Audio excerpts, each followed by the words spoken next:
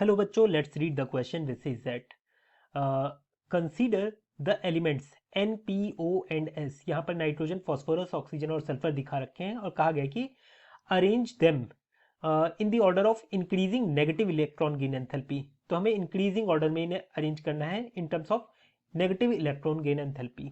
अब देखिए यहाँ पर की कॉन्सेप्ट क्या है. Here the key concept for this question is electron gain enthalpy. Electron gain enthalpy. Electron gain enthalpy का मतलब क्या होता है? इलेक्ट्रॉन गेन एंथैल्पी का मतलब होता है वो एनर्जी जो रिलीज करी जाती है एक एटम के द्वारा जब वो इलेक्ट्रॉन को एक्सेप्ट करता है. तो आप इसे इस तरीके से समझ सकते हो. मान लो ये एक एलिमेंट है. अब इसे आपने इलेक्ट्रॉन दिया. जब आपने इसे इलेक्ट्रॉन दिया तो हो सकता है ये एनर्जी रिलीज करे या एब्जॉर्ब करे, है ना. अगर इसे रिक्वायरमेंट होगी इलेक्ट्रॉन की तो ये एनर्जी को क्या करेगा, रिलीज करेगा जब ये इलेक्ट्रॉन को एक्सेप्ट कर लेगा. अगर इसे रिक्वायरमेंट नहीं थी, आप जबरदस्ती दे रहे थे, तो ये एनर्जी को एब्जॉर्ब करेगा. यहां पर नेगेटिव जो है वो क्या डिनोट कर रहा है कि एनर्जी रिलीज हो रही है. रिलीज हो रही है. अगर यही चीज पॉजिटिव में होती, इसका मतलब एब्जॉर्ब हो रही है.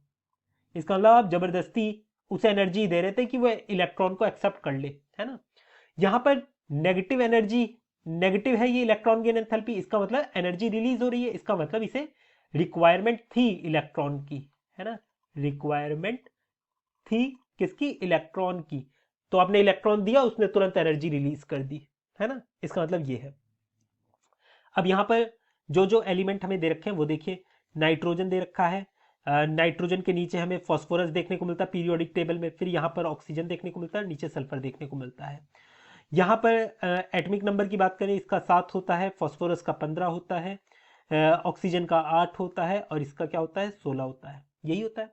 अब यहां पर आप लोग खुद ही सोचिए, इलेक्ट्रॉन गेन एंथैल्पी मतलब एंड आप इलेक्ट्रॉन दे रहे हो, वो एक्सेप्ट कर ले रहा है. एक्सेप्ट कब करेगा? एक्सेप्ट वो तब करेगा जब उसे इलेक्ट्रॉन की रिक्वायरमेंट होगी, है ना.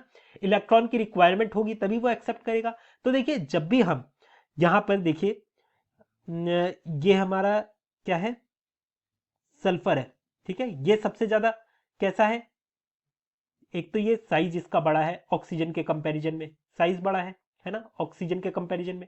और साथ ही साथ अगर आप फॉस्फोरस या नाइट्रोजन से कंपेयर करते हो तो इन्हें अपना ऑक्टेट पूरा करने के लिए क्या चाहिए? सिर्फ 2 इलेक्ट्रॉन चाहिए. 2 इलेक्ट्रॉन चाहिए. इलेक्ट्रॉन चाहिए. तो यहां पर ऑक्सीजन का साइज छोटा है. अगर आप इसे इलेक्ट्रॉन दोगे तो ये शुरुआत में ना इलेक्ट्रॉन लेगा नहीं. क्यों नहीं लेगा? क्योंकि यहां रिपल्शन आप लोगों को देखने को मिलेगा. पर ये सल्फर का साइज बड़ा होने के कारण जब आप इसे इलेक्ट्रॉन दोगे ना तो ये इलेक्ट्रॉन को एक्सेप्ट कर लेगा क्योंकि इसका साइज बड़ा है.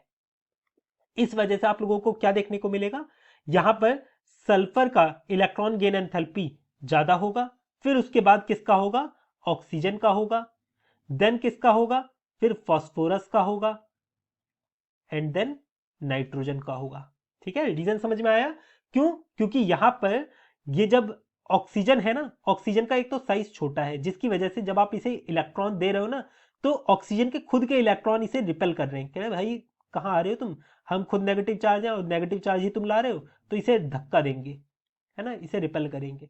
पर सल्फर के केस में ये नहीं होगा क्योंकि सल्फर का साइज कैसा है, लार्ज है कंपेयर टू ऑक्सीजन. इस वजह से तो इसका हमें क्या सीरीज देखने को मिलती है, NPOS. यहां पर सीरीज देखने को मिलती है इसमें.